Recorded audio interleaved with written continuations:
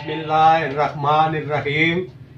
अस्सलाम वालेकुम दोस्तों, मैं हकीम ज़मीर हुसैन मलक नूरानिया दवाखाना गुजर खान से आपको आज एक इंतशारी तिले का नुस्खा बताने जा रहा हूँ जो नहायत ही मुफीद है।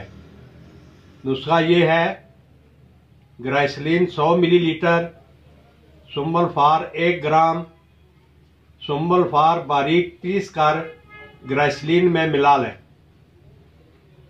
और हल्की आग पर गर्म करें। जब सुम्बलफार हल हो जाए तो तैयार है।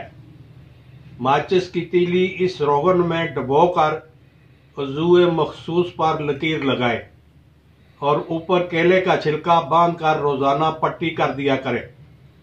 जब उज़ू पर छोटे छोटे दाने निकल आए तब इसका इस्तेमाल बंद कर दें और उज़ू पर देसी घी लगाते रहें। इंतशार मुकम्मल बहाल हो जाएगा।